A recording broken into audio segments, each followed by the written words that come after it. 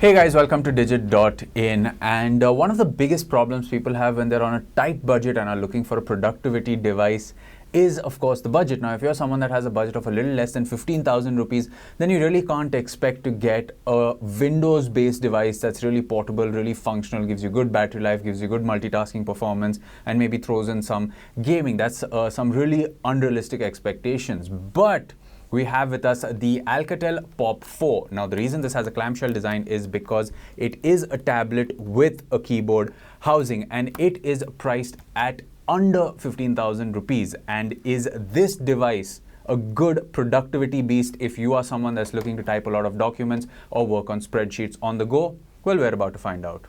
Starting with the build, the Alcatel Pop4 is made of plastic. The rear panel has a smooth matte finish and is not slippery, which is good. In fact, the tablet has a pretty good grip when you hold it in your hands for long. There isn't any specific docking connection between the tablet for the keyboard accessory. It simply fits snug into the keyboard tray. Removing the tablet feels like ripping it out of the housing.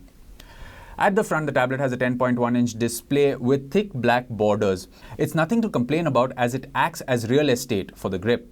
Coming to the keyboard, it is also black plastic matching the tablet. The bottom has 4 rubber feet, which gives the device good grip when kept on a table. The keyboard has a matte finish. At first glance, the keyboard may seem cramped, but that isn't the case. Once you start typing, the keyboard feels quite comfortable to type on. Overall, the build of the keyboard is good. In terms of connectivity options, the keyboard has one microSD port for charging, along with an on-off toggle. Also, a small design flaw, now this could be nitpicking, is that the microSD port on the tablet is on the left and on the keyboard dock it's on the right. Now, of course, it could be really easy to just remove it from its housing, which is of course like just tugging it out. It's just a snug fit, there's no connector, and turning it around so that the USB ports are on the same side.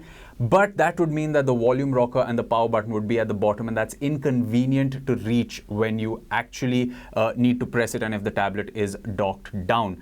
There's also no sharing of the battery between the two devices. So let's say if your tablet is running low on charge and you wish you could pull some juice from the keyboard, there isn't actually a connector between the two. They both have a separate charging and cannot share battery life. That is a bummer. Overall, the build and design of the tablet is good, especially when you consider the price.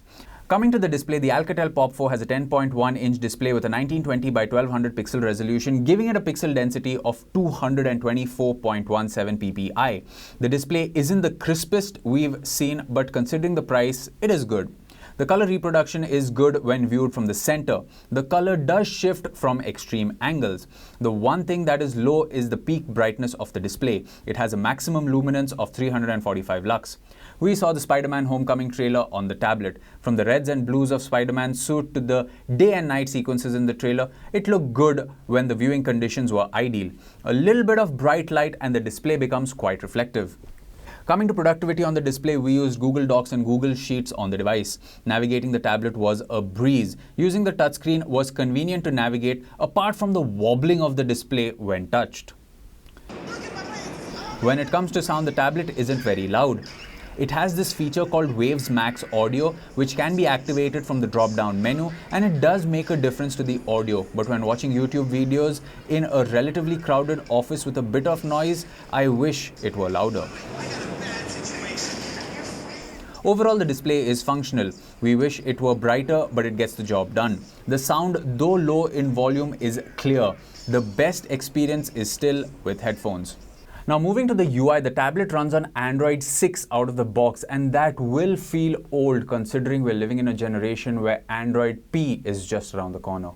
The UI is close to stock with light skin and some preloaded apps. As far as customizations on the UI go, you have a bunch of interesting shortcuts at the bottom of the lock screen.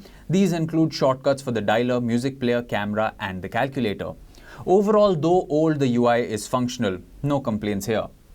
When it comes to everyday performance, the device runs quite well. Open multiple apps and you will see a slight stutter, but nothing that hampers the overall performance. The gaming performance is also pretty good. A graphically heavy game like Asphalt 8 took its own sweet time to load, but once the game booted up, it saw very few frame drops and the playing experience was good. Now, for its price, the device is quite functional. We'll give it that. However, the biggest problem I have with it is the mere 16 GB of built-in storage. We downloaded a few benchmarks and 2 games, and that's it. The storage was full. So if you're someone that's looking to download a lot of content on the go, you may want to invest in the microSD card. In the PC Mark battery benchmark, the device clocked in a little over 5 hours, which isn't great. It is below average for a tablet, so you may want to keep a power bank handy for those movie binging sessions. So here's answering the big question. For the price, is the Alcatel Pop4, the 10-inch tablet, a worthy productivity device on the go on a budget? Well, the short answer is yes. The keyboard is comfortable to type on. The display does a decent job when it comes to productivity. It can handle heavy games like Asphalt 8 without actually stuttering a lot, which is good. On the downside, we wish the battery life were better, the display was a little brighter, and of course the annoying movement of the tablet on the keyboard that happens when you tap on the display can get a little annoying. But yes, I mean, if you're looking for something on a tight budget and you need to type a lot of documents on the go, you need to work on spreadsheets on the go, you want to catch a few movies, play a few casual games, and don't mind carrying a power bank with you in case you need to charge it on those long trips, then yes, you can definitely consider this device. As always, you can let us know what you thought of this review in the comment section below, and for more videos like this one, you can subscribe to our channel. We will catch you in another video. It's goodbye for now.